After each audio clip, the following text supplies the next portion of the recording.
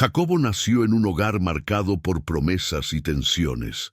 Era hijo de Isaac, el heredero de una alianza que venía directamente de Dios, y de Rebeca, una mujer de fe, pero que llevaba inquietudes en su corazón. Desde el vientre, Jacobo ya mostraba que no sería un personaje común en la historia. Mientras aún crecía en el útero de su madre, él y su hermano gemelo, Esaú, luchaban como si su propia vida dependiera de ello.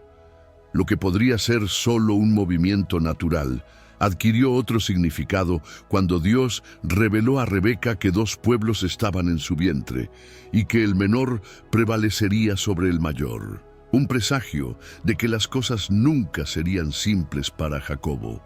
Si te gustan las historias y eres un apasionado por las profecías y misterios del fin de los tiempos, no te pierdas nuestro ebook Bienvenido al Apocalipsis. Adquiere tu ejemplar ahora mismo en el enlace de la descripción del vídeo. El día del nacimiento fue una escena llena de simbolismo. Esaú, el primogénito, nació primero, cubierto de vello rojizo, lo que le daba un aspecto salvaje, pero Jacobo vino justo detrás, agarrando el talón de su hermano con fuerza, como si no aceptara quedarse atrás. Era como si, en ese momento, ya demostrara su naturaleza determinada e inquieta. El nombre Jacobo surgió de esa escena, cargando el peso de significar tanto aquel que agarra el talón como el que engaña. Crecer como el hijo menor, en una época en la que la primogenitura significaba poder y privilegio, moldeó a Jacobo de maneras profundas. Siempre supo que, en teoría, todo pertenecía a Esaú. La herencia, la bendición, el reconocimiento. Pero había algo en Jacobo que no se conformaba con ello. Mientras Esaú se convertía en el cazador favorito de Isaac, Jacobo permanecía más cerca de las tiendas, ganando la atención y el cariño de Rebeca. La tensión entre Jacobo y Esaú no era solo una cuestión de diferencias de personalidad, era algo más profundo, como si la promesa de Dios a Rebeca, aquella sobre que el menor dominaría al mayor, flotara sobre ellos como una sombra invisible. Jacobo, siempre observador y estratégico, percibió algo que podría cambiar su destino. Un día, mientras Esaú regresaba de la casa, hambriento y exhausto, se encontró con Jacobo, que cocinaba un guiso de lentejas. El aroma del estofado caliente y aromático llenó el aire, y Esaú, sin pensarlo dos veces, pidió un poco. Pero Jacobo, que rara vez dejaba pasar una oportunidad, vio allí la ocasión que tanto esperaba. «Primero, véndeme tu primogenitura», dijo con una calma casi desconcertante. Esaú, guiado más por el estómago que por la razón, se burló de la idea. «¿De qué me sirve la primogenitura si estoy a punto de morir?», respondió dramáticamente. Así, en un acto impulsivo y apresurado, Esaú juró su primogenitura a Jacobo, cambiándola por un simple plato de lentejas. El momento parecía pequeño, casi insignificante, pero tenía un simbolismo poderoso. Esaú, el heredero natural, despreció lo que tenía de más valioso, mientras que Jacobo, aunque de manera controvertida, se apoderó del futuro que tanto deseaba. Pero esto era solo el comienzo. La gran bendición del Padre, aquella que garantizaría el favor divino y el liderazgo de la familia, aún estaba en juego. Isaac ya estaba viejo, su vista debilitada por el tiempo, y sabía que el momento de bendecir a su hijo mayor se acercaba. Esaú, confiado, no sospechaba nada. Sin embargo, Rebeca, siempre atenta, escuchó el plan de Isaac y decidió intervenir. Su corazón estaba decidido. La bendición tenía que ser para Jacobo, a cualquier costo. Rebeca no perdió tiempo. Tan pronto supo que Isaac planeaba bendecir a Esaú, llamó a Jacobo en secreto. Había prisa y tensión en su voz, mientras explicaba lo que debía hacerse. Isaac pidió a Esaú que fuera al campo a cazar y preparara un plato especial antes de recibir la bendición. Rebeca sabía que esa era la oportunidad de actuar. «Ve a buscar 2 cabritos del rebaño», le dijo a Jacobo, yo misma prepararé el plato que le gusta a tu padre, se lo llevarás y recibirás la bendición en lugar de Esaú. Jacobo dudó. No era como su hermano. Esaú era velludo y tenía una voz grave, mientras que él tenía la piel lisa y un tono más suave. ¿Cómo engañaría a su propio padre? Si me toca, descubrirá la verdad, y en lugar de bendición, traeré maldición sobre mí, argumentó. Pero Rebeca estaba decidida. Tomó ropa de Esaú, que exhalaba el olor de la caza y del campo, y se la puso a Jacobo. Para imitar la piel áspera de su hermano, cubrió sus manos y su cuello con pieles de cabrito. Cada detalle fue cuidadosamente planeado. Con el plato en las manos, Jacobo entró en la tienda de Isaac. Su corazón latía tan fuerte que temía que su padre lo escuchara. «Padre mío», dijo, tratando de imitar la voz de Esaú. Isaac, ya desconfiado, preguntó, «¿Cómo hallaste la caza tan rápido, hijo mío?». Jacobo respondió rápidamente, atribuyendo el logro a la ayuda de Dios. Pero Isaac aún dudaba. Lo llamó más cerca y tocó sus manos cubiertas con pieles. «La voz es de Jacobo, pero las manos son de Esaú», murmuró. Después de un momento de vacilación, Isaac cedió. Comió el plato preparado y bendijo a Jacobo con palabras que resonaron por generaciones, garantizándole abundancia, dominio y la bendición divina.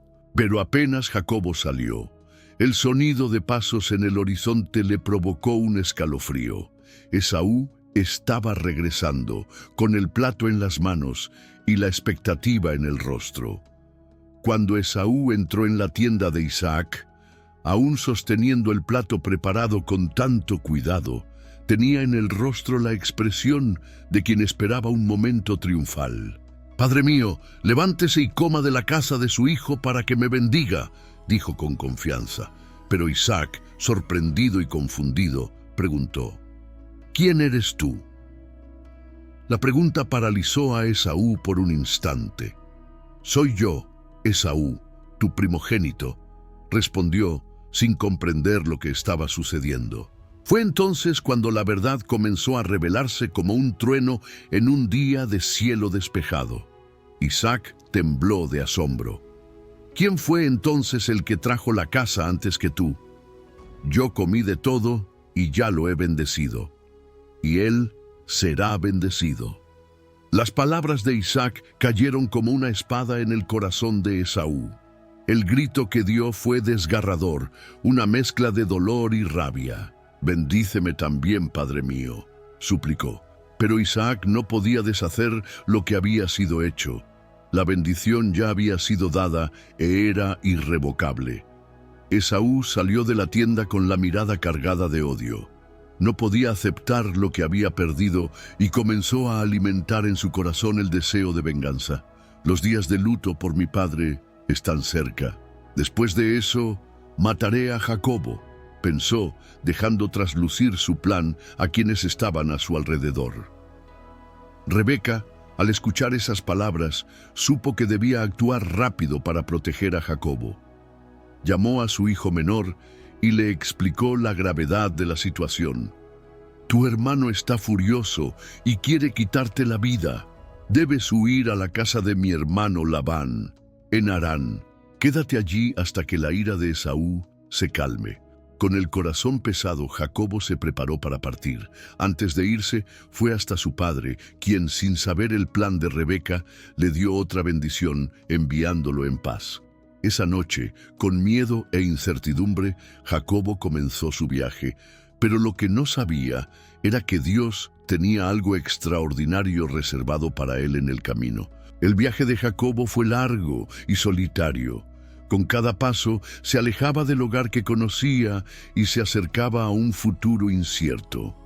El peso de la culpa y el miedo a lo que podría suceder lo acompañaban como una sombra.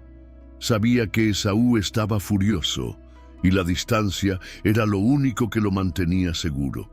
Durante el día, el calor del desierto lo agotaba. Por la noche, el frío amplificaba su soledad. Fue en una de esas noches, mientras buscaba un lugar para descansar, cuando algo extraordinario ocurrió. Jacobo eligió una piedra como almohada y se acostó bajo el cielo estrellado. El silencio a su alrededor era profundo, pero su mente estaba llena de pensamientos. Se quedó dormido y entonces tuvo un sueño que lo cambió todo. Vio una escalera que se extendía desde la tierra hasta el cielo, con ángeles subiendo y bajando por ella. En la cima de la escalera estaba Dios mismo. La visión era de una belleza indescriptible, y Jacobo quedó inmóvil, atrapado en lo que veía. Dios le habló, reafirmando la promesa hecha a Abraham e Isaac. Yo soy el Señor, el Dios de tu padre Abraham y el Dios de Isaac. La tierra en la que estás acostado te la daré a ti y a tu descendencia. Tu descendencia será como el polvo de la tierra. Se esparcirá al occidente y al oriente, al norte y al sur. En ti y en tu descendencia serán benditas todas las familias de la tierra. Pero lo que tocó a Jacobo de manera aún más profunda fue la promesa de protección. Estoy contigo y te guardaré donde quiera que vayas. Jacobo despertó con el corazón acelerado. Sabía que ese lugar era especial. Lo llamó Betel, que significa casa de Dios, y hizo un voto. Prometió que si Dios cumplía sus palabras, él también le sería fiel. Con el alma fortalecida por aquella visión, Jacobo continuó su viaje. El camino por delante seguía siendo incierto, pero algo dentro de él empezaba a cambiar. Después de días de caminata, Jacobo finalmente llegó a las tierras de su tío Labán. Cansado, pero esperanzado, divisó un pozo donde algunos pastores estaban reunidos. Les preguntó por Labán y descubrió que no estaba lejos de allí. Mientras conversaban, algo inesperado sucedió. Una joven se acercó guiando un rebaño. Era Raquel, la hija de Labán. Jacobo sintió que su corazón latía más fuerte. Tal vez era el cansancio del viaje o la dulzura de su mirada, pero en ese instante algo cambió dentro de él. Con una fuerza que parecía surgir de un impulso inesperado, Jacobo retiró la pesada piedra que cubría el pozo para ayudar a Raquel a dar agua a las ovejas. Luego, sin dudarlo, se presentó y le contó quién era. Raquel, sorprendida y encantada, corrió a contarle la noticia a su padre. Labán, al escuchar que su sobrino había llegado, corrió a recibirlo con alegría. Abrazó a Jacob como quien reencuentra una parte de sí mismo y lo llevó a su casa. Jacob comenzó a trabajar para Labán, cuidando los rebaños. Era dedicado, diligente y sobre todo motivado por un sentimiento creciente hacia Raquel. Después de un tiempo, Labán le preguntó qué salario deseaba por su trabajo. Jacob, sin dudarlo, dijo que trabajaría 7 años para casarse con Raquel. Labán aceptó, y Jacob se sumergió en el trabajo con entusiasmo. 7 años le parecieron pocos días, tal era su amor por ella. Finalmente llegó el día de la boda. La celebración fue grandiosa, llena de alegría y expectativa. Pero cuando cayó la noche, Labán tramó algo que Jacob jamás habría imaginado. Bajo el velo pesado de la tradición y la sombra de la noche, Labán entregó a Lea, la hermana mayor de Raquel, como esposa de Jacob. Jacob despertó esa mañana con una mezcla de asombro e indignación. Al darse cuenta de que se había casado con Lea y no con Raquel, se sintió traicionado de una manera que nunca imaginó. Fue hasta Labán en busca de respuestas. «¿Qué me has hecho?», preguntó con incredulidad. «Trabajé 7 años por Raquel. ¿Por qué me has engañado?». Labán, con una calma que parecía ensayada, explicó que en su tierra no era costumbre casar a la hija menor antes que la mayor. «Completa la semana de bodas con Lea y entonces también te daré a Raquel, pero con una condición. Trabaja para mí 7 años más».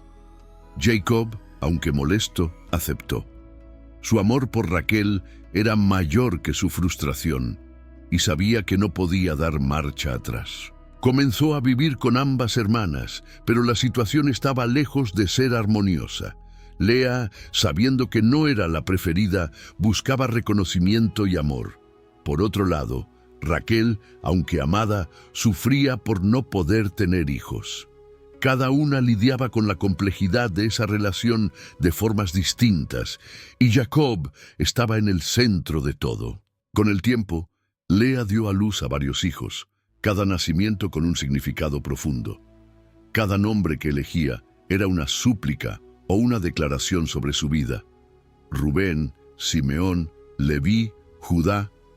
Raquel, viéndose en desventaja, entregó su sierva Bilhá como esposa a Jacob, y así nacieron 2 hijos más. Lea, sin querer quedarse atrás, hizo lo mismo con su sierva Zilpá, ampliando aún más la familia. La casa de Jacob se llenaba de niños, pero también de disputas y rivalidades. En medio de todo esto, Dios miró a Raquel y escuchó su clamor. Finalmente, concibió y dio a luz un hijo, al que llamó José. Este nacimiento trajo una nueva alegría a Jacob. Los años pasaron y Jacob se convirtió en un hombre próspero. Sus rebaños se multiplicaron y su familia creció de manera impresionante. Pero la relación con Labán, su suegro, empezó a deteriorarse. Labán, celoso del éxito de Jacob, buscaba maneras de perjudicarlo, cambiando constantemente los términos de su trabajo. Cada vez que Jacob encontraba una forma de prosperar, Labán modificaba las condiciones, intentando engañarlo y reducir su riqueza. Pero, con cada intento, Dios bendecía a Jacob y él se hacía más fuerte. En este ambiente de rivalidad, una inquietud invadió el corazón de Jacob. Sentía que había llegado el momento de dejar las tierras de Labán y regresar a su tierra natal. Dios le había hablado, diciéndole que era hora de volver a la casa de su padre. Con el corazón dividido, Jacob compartió sus planes con sus esposas, Raquel y Lea. Ambas, con sentimientos encontrados sobre la partida, aceptaron. Pero las tensiones eran evidentes.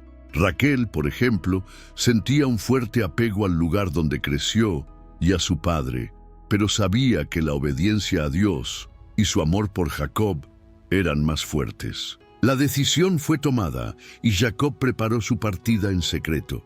Cuando Labán salió a esquilar sus ovejas, Jacob tomó a su familia y sus bienes y partió sin avisar.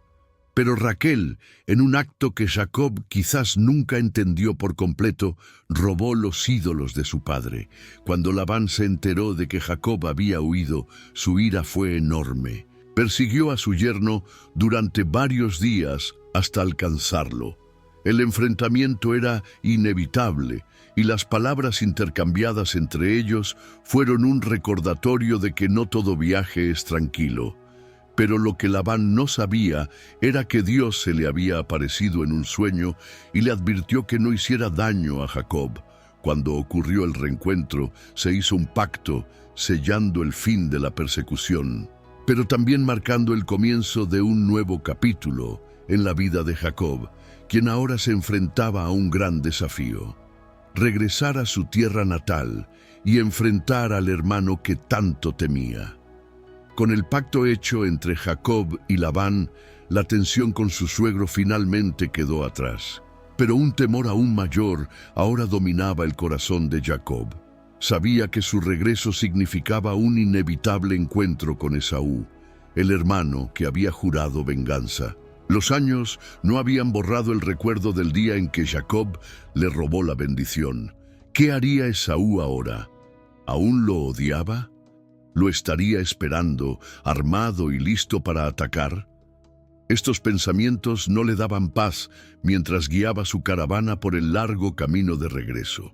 Para intentar apaciguar la situación, Jacob decidió enviar mensajeros a Esaú. Les ordenó llevar un mensaje humilde, llamando a Esaú mi señor y asimismo tu siervo. Jacob también preparó un regalo impresionante: rebaños de ovejas, cabras, camellos, vacas y asnos, todos cuidadosamente separados en grupos para ser enviados uno tras otro. Esperaba que, al ver tanta generosidad, el corazón de Esaú se calmara. Pero cuando los mensajeros regresaron, sus palabras trajeron aún más inquietud. Esaú viene a tu encuentro, y con él 400 hombres. La sangre de Jacob se heló. 400 hombres no eran un simple comité de bienvenida. Sabía lo que eso podía significar. Aterrorizado, Jacob dividió su pueblo y sus bienes en dos grupos, pensando que, si uno era atacado, el otro podría escapar. Esa noche, solo y angustiado, Jacob se postró ante Dios en oración. Recordó a Dios la promesa hecha en Betel de protegerlo y multiplicarlo. Pidió liberación y entre lágrimas confesó su miedo.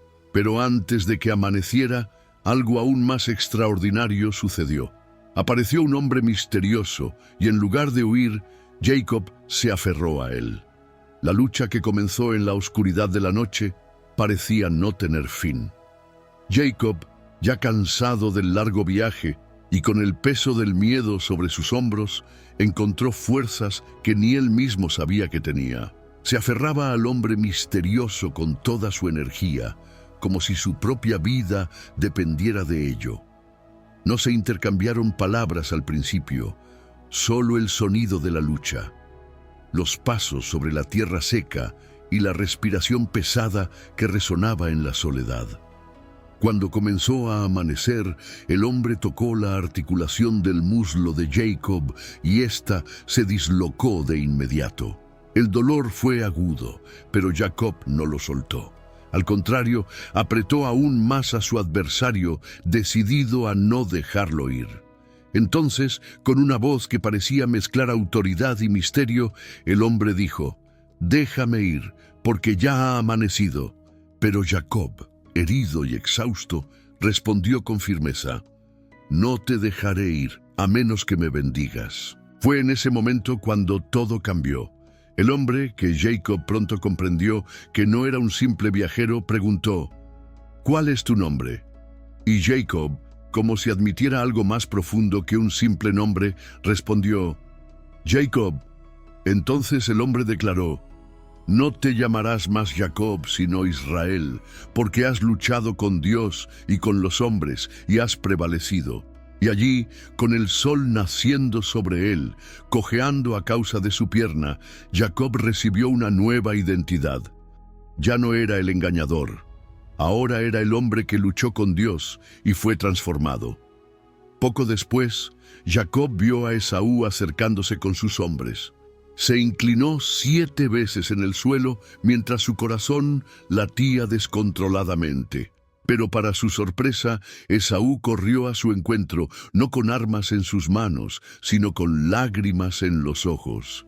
Se abrazaron, y años de odio y miedo se desvanecieron en ese instante. Los años siguientes trajeron nuevas alegrías y desafíos. Jacob vio crecer a su familia y enfrentó pérdidas dolorosas, pero nunca olvidó los momentos en los que Dios intervino en su vida. Cada lucha y cada bendición dejaron enseñanzas profundas que aún resuenan a través de las generaciones. Los últimos años de Jacob transcurrieron con la serenidad de quien ya ha enfrentado las tormentas más intensas. Después del emotivo reencuentro con Esaú, continuó su viaje, asumiendo su lugar en la tierra que Dios había prometido a sus antepasados. Pero la vida de Jacob nunca estuvo exenta de desafíos. Lloró la pérdida de su amada Raquel, quien murió al dar a luz a Benjamín, el último de sus 12 hijos. Cargó el duelo con la fortaleza de quien ya conoce el peso de las despedidas, pero también con la fe de que Dios seguía a su lado. Entre sus hijos, José se destacó como el favorito de Jacob, lo que generó celos entre sus hermanos y desencadenó eventos dolorosos que marcarían la vida de la familia. Cuando Jacob creyó que José había sido devorado por una fiera, su corazón se partió en pedazos. Pasó años cargando el duelo de un padre que perdió a su hijo más querido, sin saber que, en Egipto, José estaba vivo y destinado a salvar la vida de toda su familia. Años después, cuando el hambre golpeó la tierra, Jacob descubrió la verdad. José no solo estaba vivo, sino que se había convertido en un hombre poderoso en Egipto. El reencuentro con su hijo fue uno de los momentos más emocionantes de su vida. Allí, en Egipto, Jacob vivió sus últimos años rodeado de sus hijos y nietos, viendo con sus propios ojos el cumplimiento de las promesas de Dios. Bendijo a cada uno de sus hijos antes de morir, dejando palabras que resonarían por generaciones. Fue enterrado en Canaán, junto a sus padres en tierra sagrada. La historia de Jacob nos enseña que la vida no es una línea recta. Está hecha de luchas, errores y pérdidas, pero también de reconciliaciones, amor y gracia. Jacob nos recuerda que, incluso en medio del caos, Dios está presente, moldeando nuestro carácter y llevándonos hacia algo más grande de lo que podemos imaginar. En cada tropiezo, en cada victoria, aprendemos que las promesas de Dios no fallan y Él camina con nosotros, transformando nuestra historia en algo eterno. Si te ha gustado la historia de Jacob y quieres seguir descubriendo más relatos de fe y superación, no olvides darle like a este video y compartirlo con quienes amas. Y por supuesto, suscríbete al canal para no perderte ningún nuevo contenido. Juntos exploraremos más lecciones poderosas de la Biblia.